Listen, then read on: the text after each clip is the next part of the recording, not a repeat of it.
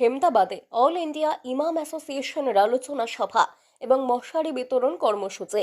উত্তর দিনাজপুর জেলার হেমদাবাদে all India ইমাম অ্যাসোসিয়েশনের উদ্যোগে এক গুরুত্বপূর্ণ আলোচনা সভা এবং মশারি বিতরণ কর্মসূচি অনুষ্ঠিত হলো। এদিনের সভায় ইমামদের দীর্ঘদিনের দাবি ভাতা বৃদ্ধি নিয়ে তীব্র হতাশা প্রকাশ করা হয়েছে। সভা থেকে বক্তারা স্পষ্ট জানিয়েছেন, রাজ্য সরকারের পক্ষ থেকে ইমামদের এখনো ভাতা বৃদ্ধি না হওয়ায় তারা গভীরভাবে হতাশ। বক্তারা মুখ্যমন্ত্রীর দৃষ্টি আকর্ষণ করে দ্রুত ভাতা বৃদ্ধির দাবি জানিয়েছেন এবং বলেছেন, সমাজ গঠনে ইমামদের ভূমিকা অনস্বীকার্য হলেও তাদের ন্যায্য দাবি উপেক্ষিত রয়ে যাচ্ছে। আলোচনা সভার পাশাপাশি মানবিক দায়িত্ববোধ থেকে সংগঠনের উদ্যোগে প্রায় 210 জন অসহায় এবং সাধারণ মানুষের মধ্যে মশারি বিতরণ করা হয়। জনস্বাস্থ্য রক্ষায় এই উদ্যোগকে উপস্থিত মানুষজন সাধুবাদ জানিয়েছেন।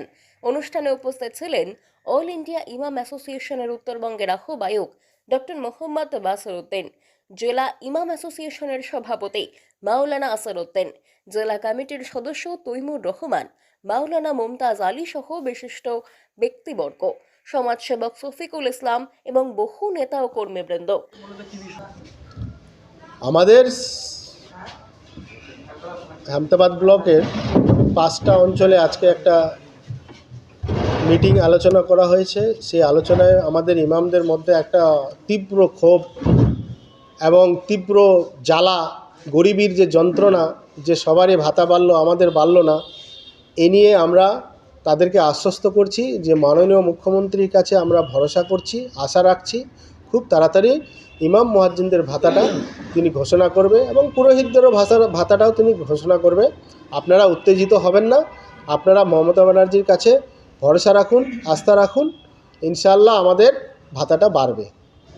এবং সাথে আমরা এই গরম আসছে, অনেক ইমাম সাহেব পয়সা দিয়ে মশারি কিনতে পারে না মশার অত্যাচারে গরমের সময়, তাই আমরা আজকে শখানেক ইমাম সাহেবকে আমরা মশারি হাতে তুলে দিচ্ছি, তিনারা মশারি নিয়ে বাড়ি যাবেন। দেখেন, আমাদের সংগঠনের ভূমিকা আমরা তো আগেই বললাম যে ইমামরা কোনোদিন ঝান্ডা ধরবে না, আর ইমামরা কোনোদিন পথে মিছিল করবে না। ইমামদের কাজ হচ্ছে সরকারকে সাপোর্ট করা। যে সরকার বর্তমানে আছে সেই সরকারকেই ইমামরা সাপোর্ট করছে। আমার নাম আজকে আমাদের সভা সামনে তো রমজান মাস আসতেছে, তো এই রমজান মাসের আগেই একটা আমরা ডেকেছি।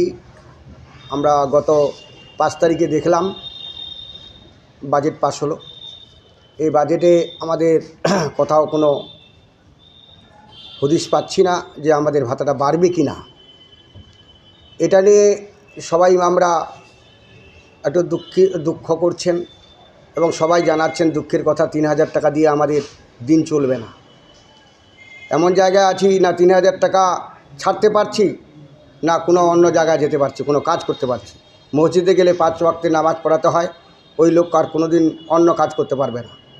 তার জন্য আজকে সবাইকে সান্ত্বনা দেওয়ার জন্যে আমরা এখানে ডেকেছি যে দেখা যাক, মুখ্যমন্ত্রী আমাদের আপনাদের মাধ্যম দিয়ে এই খবরগুলো পৌঁছাচ্ছি, বার্তাগুলো পৌঁছাচ্ছি, যেন আমাদের ইমাম এবং মুয়াজ্জিনদের এবং পুরোহিতদের আমরা বলবো না যে আমাদের এই শুধু খালি ভাতাটা বাড়াক, কারণ ওরাও তো আমাদের রাজ্যের লোক, দেশের লোক, ওরাও একজন পুরোহিত, ওরাও পুজো করে, আমরাও মানুষকে নামাজ পড়াই, আমরা ইমাম।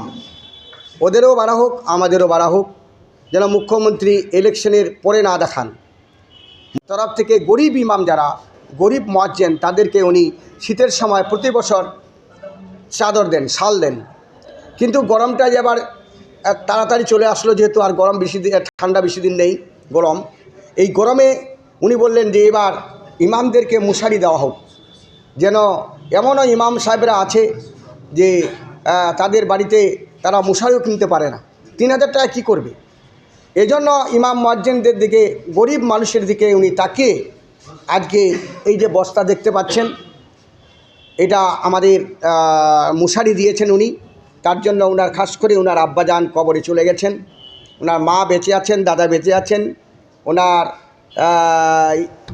পরিবারে যারা বেঁচে আছেন সবারই জন্য দোয়া আমরা করব। এবং সুখ দুঃখের সাথী, তা আমাদের দুঃখটা যারা দুঃখ বুঝে তাদেরকেই বলতে হবে, তাই না?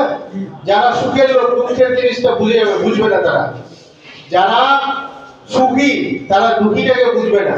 যে যারা দুঃখে আছে তারাই কিন্তু দুঃখের মানুষকে বুঝে। তো এই মতো অবস্থায় আমাদের ৩,০০০ টাকায় কিছু হয় না। আমরা দীর্ঘ ২ বছর ধরে আন্দোলন করছি, বিভিন্ন জায়গায় বলছি, আপনারা একটু ধৈর্য ধরুন, ইনশাআল্লাহ সবুর কা ফল মিঠা হতা হ্যায়। ঠিক আছে? তো আমরা চেষ্টা করছি, আমাদের সরকার মানবিক সরকার, ঠিক আমাদের সরকার আমাদের জন্য চিন্তা ভাবনা করছে, কিন্তু সমঝদার আদমি ইশারায় কাফি হ্যায়।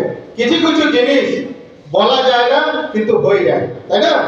তো এমন একটা জিনিস, বর্তমান রাজনীতিটা হয়ে গেছে জাতপাতের রাজনীতি। বলছে ইমামদের কিছু ভাষাটা এখানে বিধানসভায় পাস করে দিতে হিন্দুরা ভোট দিবে না, অনেক রকমের ব্যাপার আছে, সেগুলো বলা যাবে না, তাই না? তো আমরা